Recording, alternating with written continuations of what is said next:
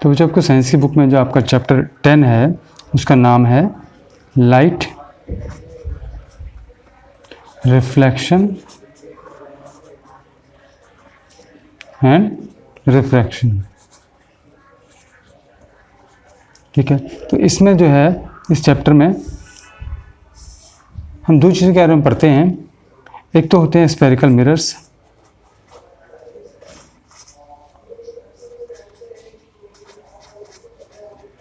और दूसरे होते हैं लेंसेज।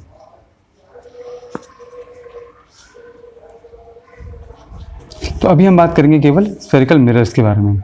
देखिए स्फेरिकल मिरर्स क्या होते हैं। स्फेरिकल मिरर्स वो होते हैं जो कि किसी स्फीयर से मिलकर बनते हैं। ठीक है, जैसे कि ये मान लीजिए कोई स्फीयर है और इसमें से हमने इतना हिस्सा हम निकाल लें तो हमारा जो इस तरीके का हिस्सा होगा, ठीक है, और इसके पीछे हम पेंट कर लें तो ये हमारा हो जाएगा कॉनकेव मिरर।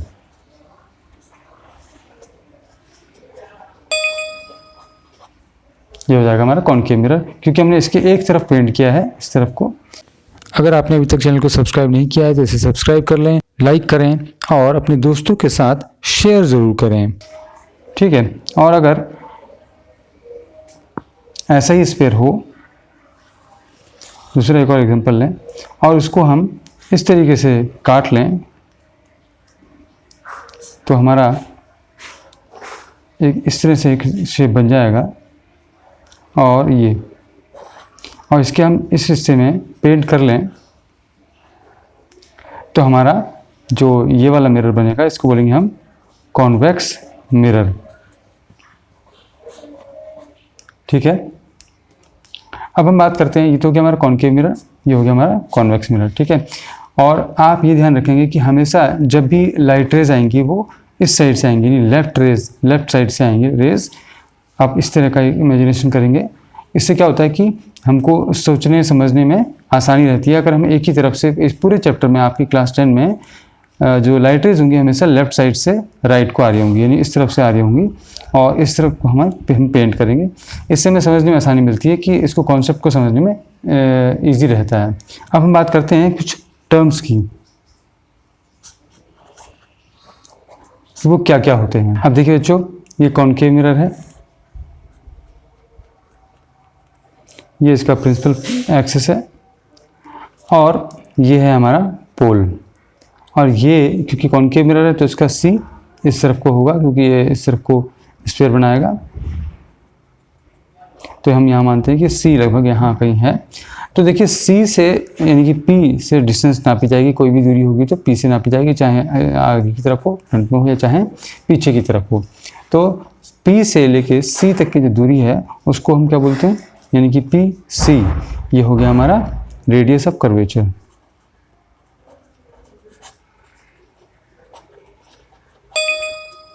पी से लेके सी तक, और इन दोनों के बीच में होता है फोकस यानी एफ। तो पी से लेकर एफ तक की दूरी को कितना बोलेंगे, क्या बोलेंगे, फोकल लेंथ।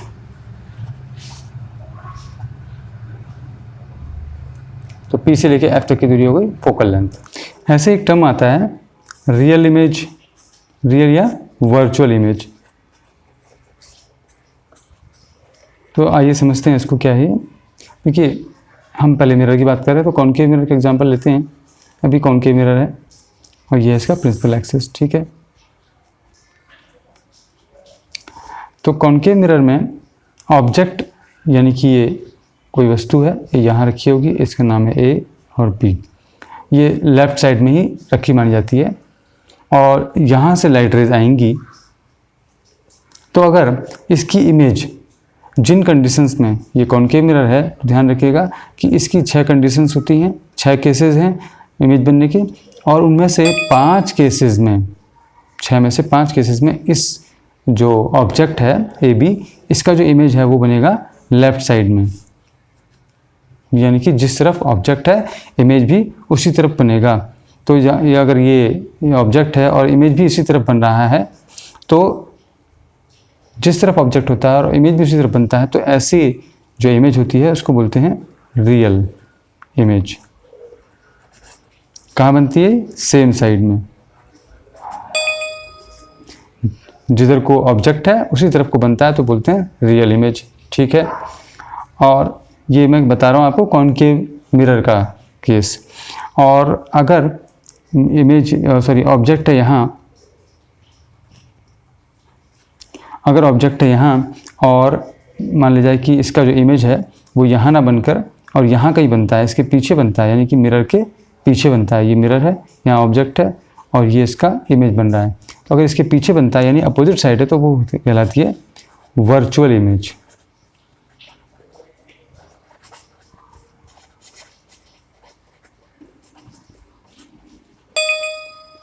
ठीक है, तो मेरे ख्याल से आपको समझ में आ गया होगा कि सेम साइड है तो रियल इमेज और अपोजिट साइड है यानी कि इमेज यहाँ, ये ऑब्जेक्ट यहाँ है और इसकी इमेज जो है वो यहाँ बन रही है, अपोजिट साइड मिरर के पीछे बन रही है तो बोलते हैं अपोजिट साइड, तो बोलते हैं वर्चुअल इमेज। ठीक है, और अब हम बात करते हैं कि इरेक्ट और जो हमारा इन्वर्टेड एक टर्म आता है उसका क्या मतलब है। देखिए, ये फिर से हम बनाते हैं एक मिरर, इसका प्रिंसिपल एक्सिस। अगर ऑब्जेक्ट यहाँ रखा हुआ है, वस्तु यहाँ रखी हुई है ए और बी, ठीक है, तो ये लेफ्ट साइड में है भाई मिरर के और इस प्रिंसिपल एक्सिस के ऊपर है। तो प्रिंसिपल एक्सिस के ऊपर है और सीधी खड़ी हुई है तो इसको बोलते हैं इरेक्ट, यानी कि अगर ये ए बी डायरेक्शन में है तो इसको बोलते हैं इरेक्ट। इसका जो इमेज है वो भी अगर ऐसा ही बनता है तो इसको हम बोलते हैं ये भी ए डैश और बी डैश डायरेक्शन में है तो हम बोलते हैं इरेक्ट। ठीक है, अगर ये कोई चीज़ है, कोई ऑब्जेक्ट है और इसका जो इमेज है वो उल्टा बनता है, यानी कि यहाँ बी डैश यहाँ ए, तो ये अगर ऐसा बनता है तो हम इसको बोलते हैं इन्वर्टेड, यानी इसका मुंह उल्टा नीचे को होता है और जो पैर हैं वो ऊपर को होते हैं तो हम इसको बोलते हैं इन्वर्टेड। ये हो गया इरेक्ट और इन्वर्टेड, ये दो चीज़ें हो गई। तो उम्मीद है आपको ये वीडियो पसंद आया होगा। अगर आपकी कोई क्वेरीज़ हैं और आप चाहते हैं किसी खास टॉपिक पे वीडियो बनाना तो मुझे ज़रूर कमेंट करके बताएं। थैंक्स।